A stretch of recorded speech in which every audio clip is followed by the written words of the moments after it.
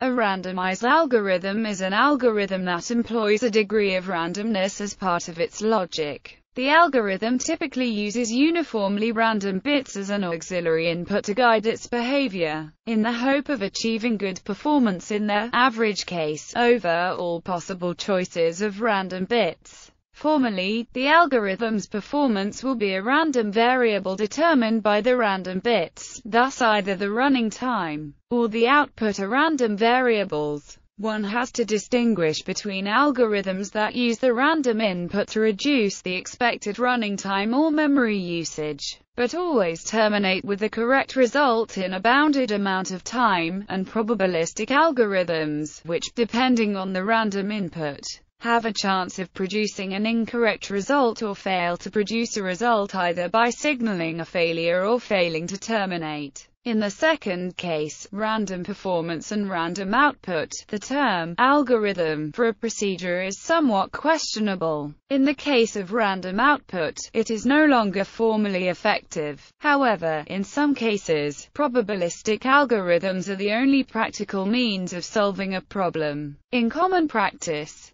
randomized algorithms are approximated using a pseudo-random number generator in place of a true source of random bits. Such an implementation may deviate from the expected theoretical behavior. Motivation. As a motivating example, consider the problem of finding a in an array of n elements. Input: an array of n, 2 elements, in which half are A's and the other half are B's. Output: find an A in the array. We give two versions of the algorithm, one Las Vegas algorithm and one Monte Carlo algorithm. Las Vegas algorithm. Finding a _LV began repeat randomly select one element out of n elements until A is found n. This algorithm succeeds with probability 1. The runtime of a single call varies and can be arbitrarily large, but the expected runtime over many calls is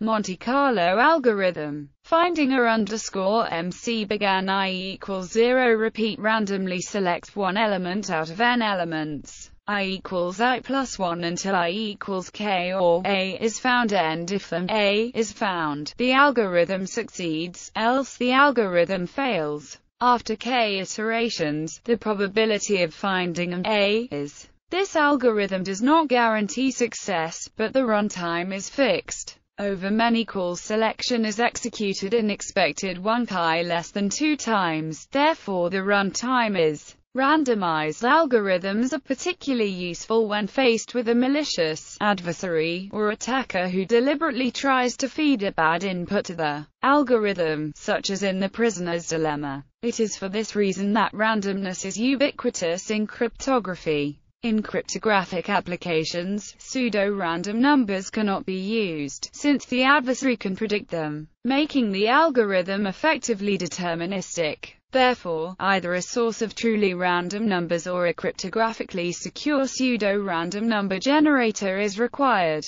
Another area in which randomness is inherent is quantum computing. In the example above, the Las Vegas algorithm always outputs the correct answer, but its running time is a random variable. The Monte Carlo algorithm completes in a fixed amount of time, but allows a small probability of error. Observe that any Las Vegas algorithm can be converted into a Monte Carlo algorithm by having it output an arbitrary, possibly incorrect answer if it fails to complete within a specified time. Conversely, if an efficient verification procedure exists to check whether an answer is correct, then a Monte Carlo algorithm can be converted into a Las Vegas algorithm by running the Monte Carlo algorithm repeatedly till a correct answer is obtained. Computational complexity. Computational complexity theory models randomized algorithms as probabilistic Turing machines. Both Las Vegas and Monte Carlo algorithms are considered, and several complexity classes are studied. The most basic randomized complexity class is RP, which is the class of decision problems for which there is an efficient randomized algorithm which recognizes no instances with absolute certainty, and recognizes yes instances with a probability of at least 1/2. The complement class for RP is co-RP. Problem classes having algorithms with polynomial time average case running time whose output is always correct are said to be in ZPP. The class of problems for which both yes and no instances are allowed to be identified with some error is called BPP. This class acts as the randomized equivalent of P, i.e., BPP represents the class of efficient randomized algorithms. History. Historically, the first randomized algorithm was a method developed by Michael O. Rabin for the closest pair problem in computational geometry. The study of randomized algorithms was spurred by the 1977 discovery of a randomized primality test by Robert M. Solovay and Volker Strassen. Soon afterwards, Michael O. Rabin demonstrated that the 1976 Miller's primality test can be turned into a randomized algorithm. At that time, no practical deterministic algorithm for primality was known. The Miller-Rabin primality test relies on a binary relation between two positive integers k and n that can be expressed by saying that k is a witness to the compositeness of n. It can be shown that if there is a witness to the compositeness of n, then n is composite, and if n is composite then at least 3/4 of the natural numbers less than n are witnesses to its compositeness, and there is a fast algorithm that, given k and n, ascertains whether k is a witness to the compositeness of n. Observe that this implies that the primality problem is in co-RP. If one randomly chooses 100 numbers less than a composite number n, then the probability of failing to find such a witness is 100, so that for most practical purposes, this is a good primality test. If n is big, there may be no other test that is practical. The probability of error can be reduced to an arbitrary degree by performing enough independent tests. Therefore, in practice, there is no penalty associated with accepting a small probability of error, since with a little care the probability of error can be made astronomically small. Indeed, even though a deterministic polynomial time primality test has since been found, it has not replaced the older probabilistic tests in cryptographic software, nor is it expected to do so for the foreseeable future. Examples: Quicksort. Quicksort is a familiar, commonly used algorithm in which randomness can be useful. Any deterministic version of this algorithm requires O time to sort n numbers for some well-defined class of degenerate inputs, with the specific class of inputs that generate this behavior defined by the protocol for pivot selection. However, if the algorithm selects pivot elements uniformly at random, it has a provably high probability of finishing in O time regardless of the characteristics of the input.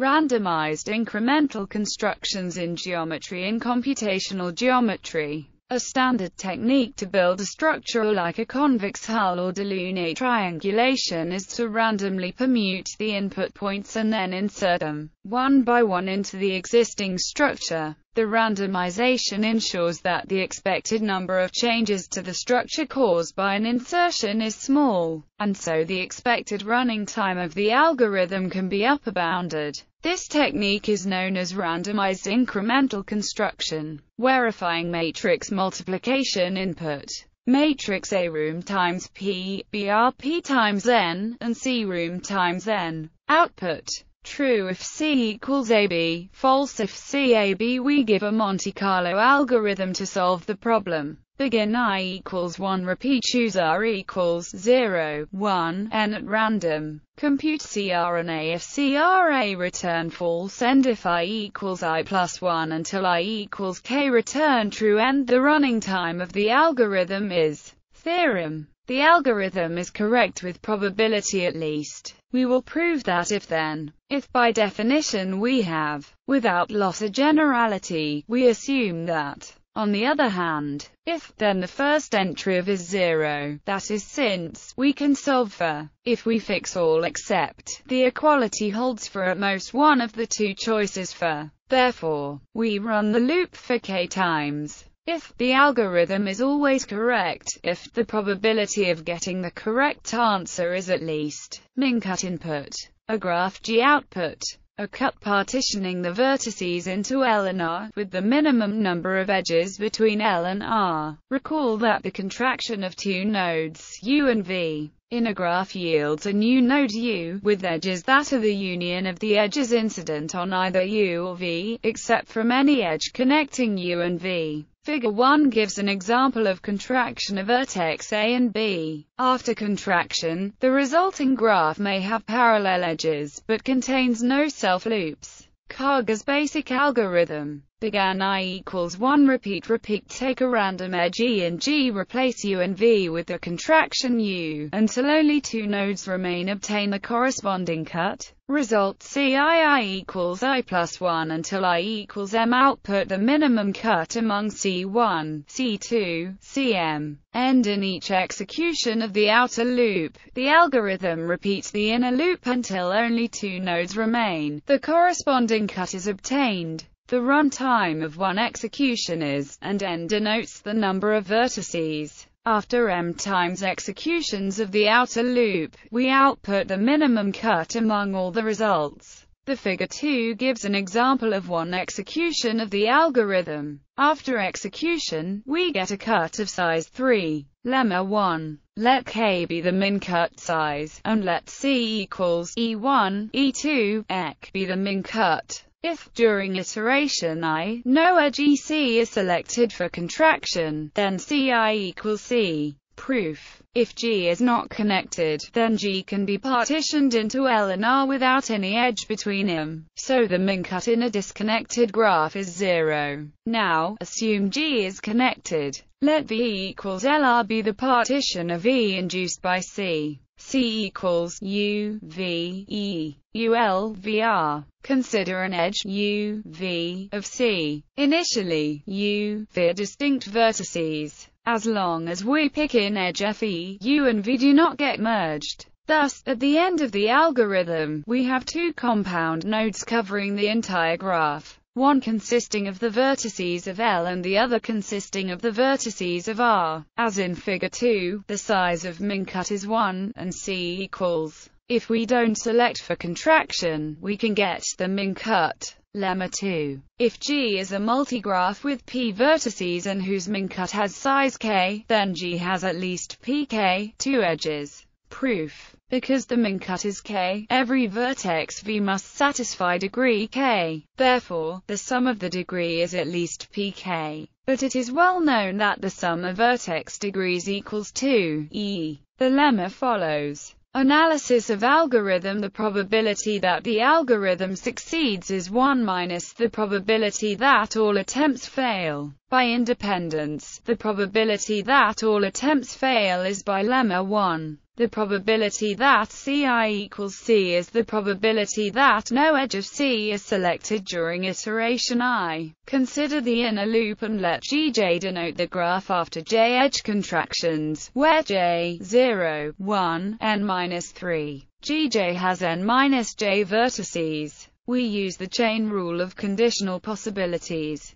The probability that the edge chosen at iteration j is not in C, given that no edge of C has been chosen before, is. Note that Gj still has min-cut of size k, so by lemma 2, it still has at least edges. Thus, so by the chain rule, the probability of finding the min-cut C is cancellation gives. Thus the probability that the algorithm succeeds is at least 4. This is equivalent to the algorithm finds the min-cut with probability in time. De-randomization. Randomness can be viewed as a resource, like space and time. De-randomization is then the process of removing randomness. From the viewpoint of computational complexity, de-randomizing an efficient randomized algorithm is the question, is P equals BPP? There are also specific methods that can be employed to de-randomize particular randomized algorithms. the method of conditional probabilities, and its generalization, pessimistic estimators, discrepancy theory, the exploitation of limited independence in the random variables used by the algorithm, such as the pairwise independence used in universal hashing, the use of expander graphs to amplify a limited amount of initial randomness, where randomness helps when the model of computation is restricted to Turing machines. It is currently an open question whether the ability to make random choices allows some problems to be solved in polynomial time that cannot be solved in polynomial time without this ability. This is the question of whether P equals BPP. However, in other contexts, there are specific examples of problems where randomization yields strict improvements. Based on the initial motivating example, given an exponentially long string of 2k characters, half A's and half B's, a random access machine requires at least 2k-1 lookups in the worst case to find the index of an A. If it is permitted to make random choices, it can solve this problem in an expected polynomial number of lookups. The natural way of carrying out a numerical computation in embedded systems or cyber-physical systems is to provide a result that approximates the correct one with high probability or probably approximately correct computation. The hard problem associated with the evaluation of the discrepancy loss between the approximated and the correct computation can be effectively addressed by resorting to randomization. In communication complexity, the equality of two strings can be verified to some reliability using bits of communication with a randomized protocol. Any deterministic protocol requires bits if defending against a strong opponent. The volume of a convex body can be estimated by a randomized algorithm to arbitrary precision in polynomial time. Barony and Ferdi showed that no deterministic algorithm can do the same. This is true unconditionally, i.e., without relying on any complexity-theoretic assumptions. A more complexity-theoretic example of a place where randomness appears to help is the class IP. IP consists of all languages that can be accepted by a polynomially long interaction between an all-powerful prover and a verifier that implements a BPP algorithm. IP equals PSPACE. However, if it is required that the verifier be deterministic, then IP equals NP. In a chemical reaction network, the ability to ever reach a given target state from an initial state is decidable, while even approximating the probability of ever reaching a given target state is undecidable. More specifically, a limited Turing machine can be simulated with arbitrarily high probability of running correctly for all time, only if a random chemical reaction network is used. With a simple non-deterministic chemical reaction network, the computational power is limited to primitive recursive functions.